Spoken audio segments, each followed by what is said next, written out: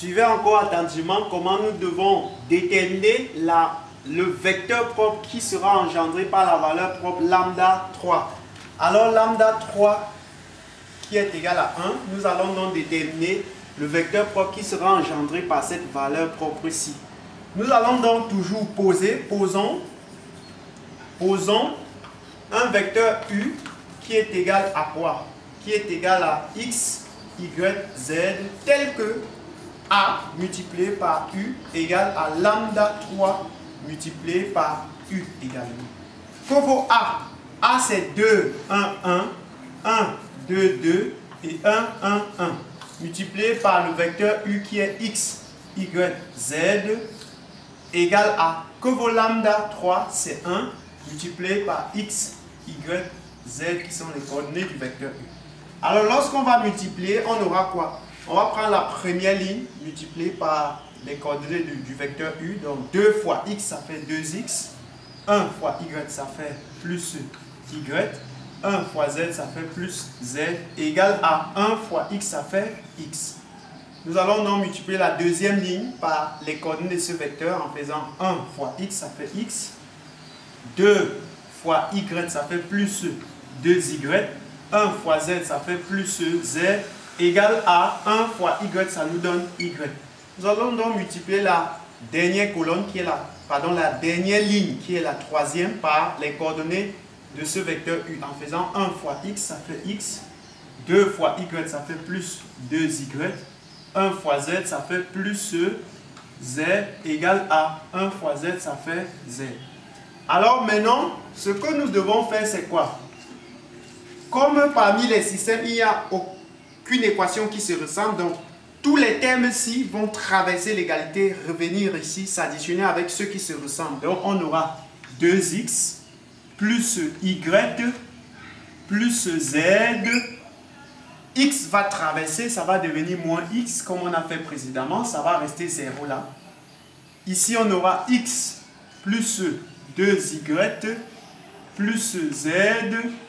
Y va traverser, ça va faire moins y égale à 0. Et maintenant, la troisième, nous aurons x plus 2y plus z plus z. Z va traverser l'égalité, ça va faire moins z égale à 0. Maintenant, qu'est-ce qu'on va faire? On va additionner ceux qui se ressemblent. Alors, pour additionner ceux qui se ressemblent, je remarque qu'on aura 2x moins y, ça fait x, parce que ce sont les termes qui se ressemblent, plus y, plus z égale donc à 0. Et la deuxième équation, nous avons d'abord x, 2y moins y, ça fait plus y, plus z égale donc à 0. Et la dernière, nous avons d'abord x, nous avons 2y plus 2y, z moins z, ça fait 0, donc égal à 0. Alors, qu'est-ce que vous remarquez? Nous remarquons que les deux équations-ci se ressemblent. Les deux équations-ci se ressemblent. Lorsque ça se ressemble, ça va devenir une seule équation parce que ce sont les mêmes équations. Donc, on aura x plus y plus z égale à 0. Et l'autre, la dernière équation, c'est x plus 2y égale à 0. Lorsqu'on a ça, comme l'équation-ci est facile à résoudre, on va tirer la valeur de x. Donc l'équation-ci voudrait dire qu'on a x plus 2y égale à 0. Donc on peut tirer la valeur de x qui sera égale à quoi? 2y va traverser, ça va faire moins 2y. On vient là de trouver la valeur de x en fonction de y. On va prendre maintenant la première équation. On va remplacer x par sa valeur, c'est-à-dire la première là, c'est x plus y plus z égale à 0. On va remplacer x par sa valeur. Que vaut x? X c'est moins 2y plus y plus z égale à 0. Alors, moins 2y plus y, ça nous fait moins y plus z égale à 0.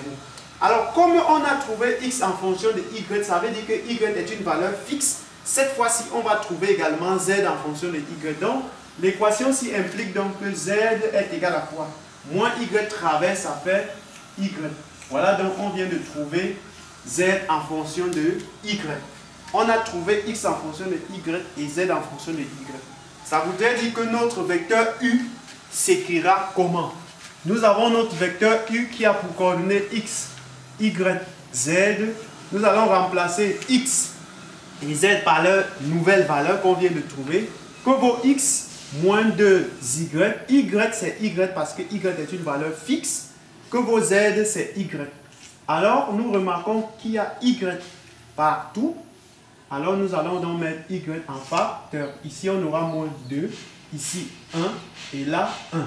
On vient là de trouver un vecteur, donc notre vecteur u pourra s'écrire sous cette forme y en facteur d'un nouveau vecteur qui est E3. Ce vecteur E3 est le vecteur propre qui a été engendré par la valeur propre lambda 3. Ce vecteur propre là c'est moins 2, point virgule, 1, point virgule et 1. Donc voilà le vecteur propre E3 qui a été engendré par la valeur lambda 3 égale à 1.